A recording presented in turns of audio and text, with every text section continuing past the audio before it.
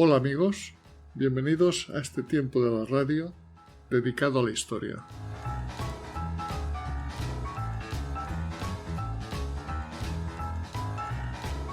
Hola amigos, hoy vamos a hablar de una mujer distinta, capaz de defender sus derechos en una época en la que las mujeres tenían poco peso en la sociedad. Me estoy refiriendo a Sara la Goda, que es como pasó la historia.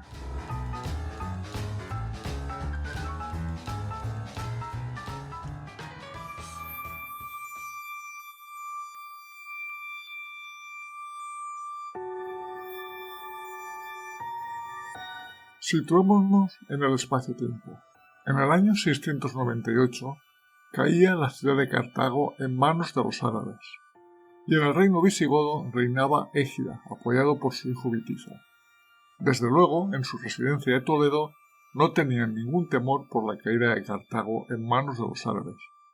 Es más, su máxima preocupación se centraba en poner en práctica las duras medidas que 4 años antes había decidido el 17º Concilio de Toledo, en el que se obligaba a los judíos a convertirse al catolicismo o emigrar.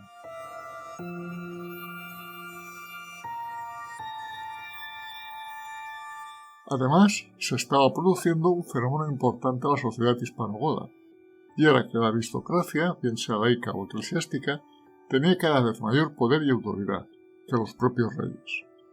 Y las pruebas las tenemos en sucesos tales como la deposición del rey Bamba en el 680, la conspiración para destronar a Égida en el 693 y los acontecimientos del 711. En ese año se produjo la llegada de los árabes con el fin de intervenir en la guerra civil que se vivía en el reino visigodo, desde la muerte del rey Witiza, en la que se disputaba el trono entre Rodrigo, que era el duque de la Bética y que era apoyado por la aristocracia visigoda, y los hijos de Witiza, que se consideraban legítimos herederos del reino. Estos últimos recurrieron al entonces gobernador árabe del norte de África, Musa, para que interviniera en su favor. Este, que unos pocos años antes había conseguido someter a los bereberes nativos de la zona, mandó a su lugarteniente Tarik con un pequeño ejército de 8.000 combatientes, la mayoría de sus bereberes para intervenir en la guerra civil visigoda.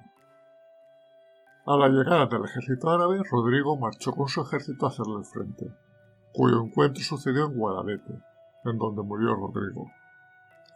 Tras esta victoria, el propio Musa se dirigió a la península para ponerse al frente de las expediciones, convencido de que lo que se le representaba era la conquista de un nuevo territorio de una forma más sencilla que lo que había tenido que sufrir en el norte de Arabia con los bereberes.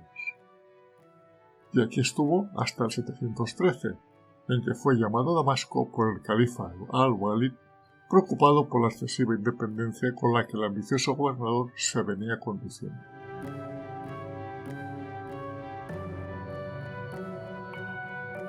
Lo primero que habían de afrontar las tropas conquistadoras era la forma en que un reducido grupo de árabes, en los primeros años no más de 30.000, teniendo en cuenta los primeros que llegaron con Tarik, pudieran someter a una sociedad hispano-goda del orden de unos 5 millones.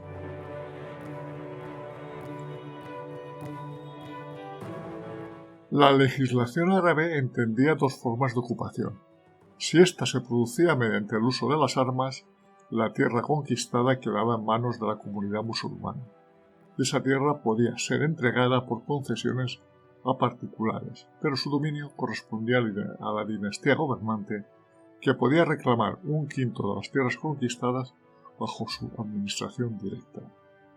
En cambio, ahí donde se había establecido un tratado de capitulación, las cosas serían distintas, porque no se podía hablar de un botín, sino simplemente era un derecho que se les otorgaba a las poblaciones conquistadas, que podían seguir disfrutando plenamente de sus propiedades, y por lo tanto disponer de ellas sin restricción alguna, vendiéndolas, legándolas a sus descendientes o entregándolas de una u otra forma.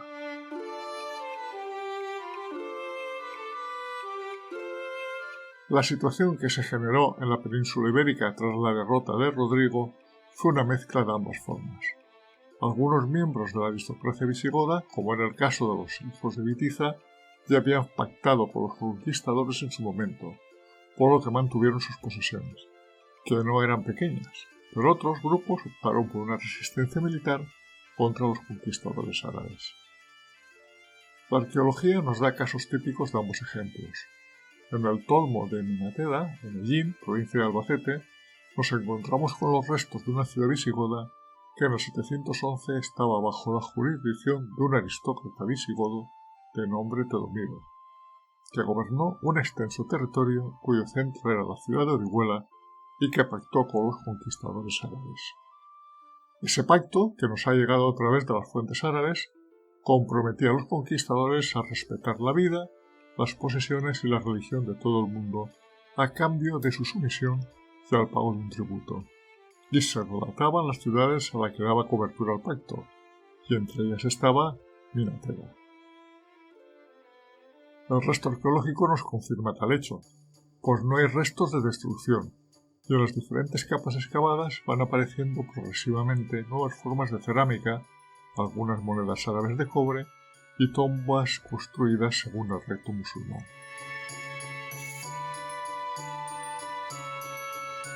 El otro yacimiento arqueológico es el del Bou-Badar, de la provincia de Lérida, que presenta una historia bien distinta, pues fue destruido en algún momento del siglo VIII, como nos lo determina una capa homogénea de cenizas, que sepultó los restos visigodos, incluido algún objeto litúrgico y algunas monedas de oro, todas ellas visigóticas que nos permiten fechar el conjunto. Casi todas las monedas corresponden a Égida y Witiza, pero también hay dos de un monarca llamado Águila, posterior a Rodrigo y que debió reinar entre el 710 y el 713, en el periodo inmediatamente posterior al desembarco de Táriq en la península. Esto nos demuestra que en la Septimania la ocupación árabe tardó en llegar varios años, y mientras tanto la herencia visigoda seguía dirigiendo el territorio. Tenemos constancia de que Águila le sucedió Ardo, cuyo reinado llegó al 720. A partir de dicha fecha se pierde todo rastro visigodo.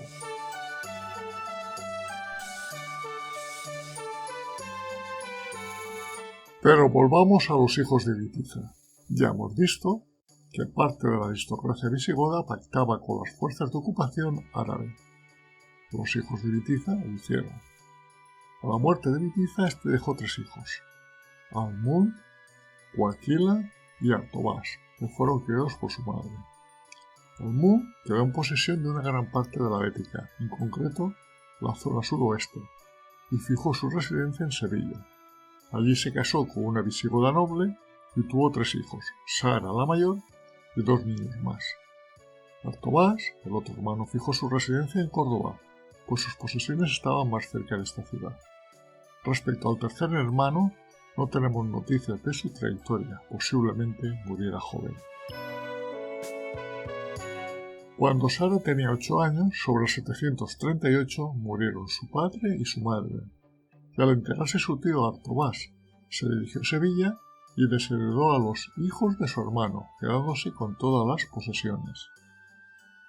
Que decir tiene que esto a Sara no le gustó nada, así que con la edad de 12 años se dirigió junto con sus hermanos a Damasco para pedir justicia ante el califa, un viaje de unos 6.000 kilómetros, casi nada. Ese viaje de Sara lo conocemos por uno de sus descendientes, el cronista andalusí Ibn al-Qutiyya, que vivió en Córdoba en el siglo XI y que nos cuenta: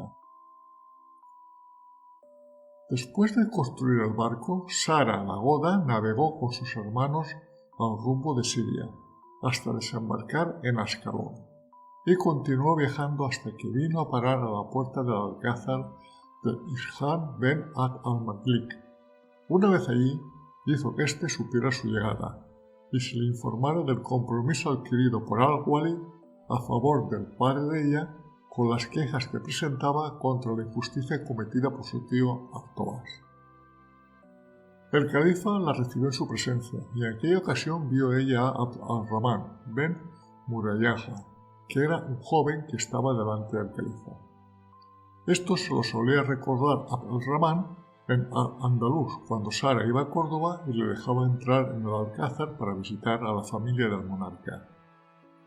Isham, para favorecer a Sara, escribió a Salah ben Sahwali, al calí, mandando que se cumpliese la disposición de Al-Walid ben Abd al-Malik y se transmitiera la orden al gobernador de Al-Andalus, Al-Uqam ben Dirar, conocido ordinariamente por Abu al-Haddad, que fue el que cumplió la disposición. Hay que valorar lo bien que habla su descendiente de Sara. No tenemos datos muy fiables salvo este relato del viaje de Sara y sus hermanos. Por otras fuentes sabemos que Sara llegó a Damasco con 14 años. Fue recibida por el califa, al que le explicó su caso, y ordenó que lo robado por su tío fuera devuelto.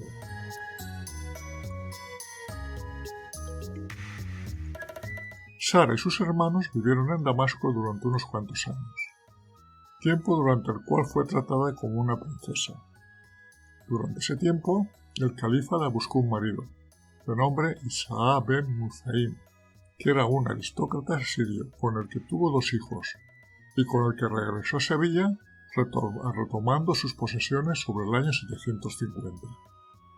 Uno de estos 2 hijos fue el ascendiente del cronista andalusí de Córdoba del siglo XI, del que ya hemos hablado.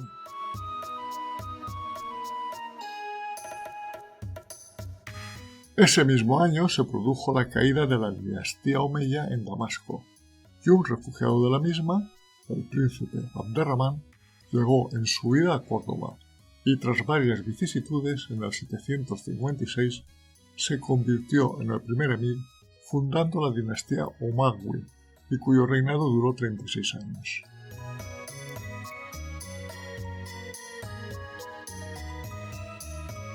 A este príncipe Abderramán lo había conocido Sara, como ya hemos visto, en Damasco, como nos lo cuenta en el relato del descendiente, por lo que Sara tenía acceso directo al palacio de Abderramán en Córdoba, convirtiéndose en el mejor símbolo de las mezclas entre musulmanes y visigodos.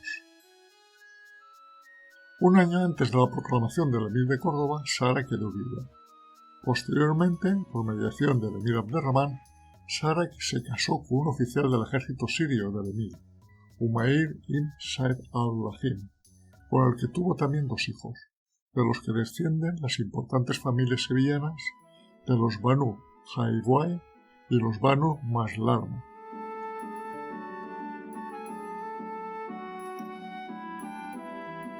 Y hasta aquí los datos que conocemos sobre esta princesa goda.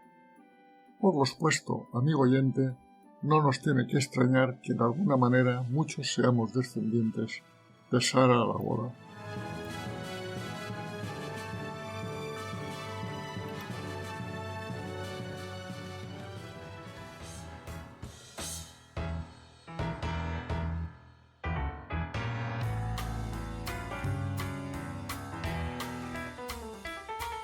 Si estás interesado en otros temas de historia, nos puedes seguir en YouTube en el canal Desde mi Retiro y en iVoox, Spotify y Google Podcast en el canal Un poco de Historia.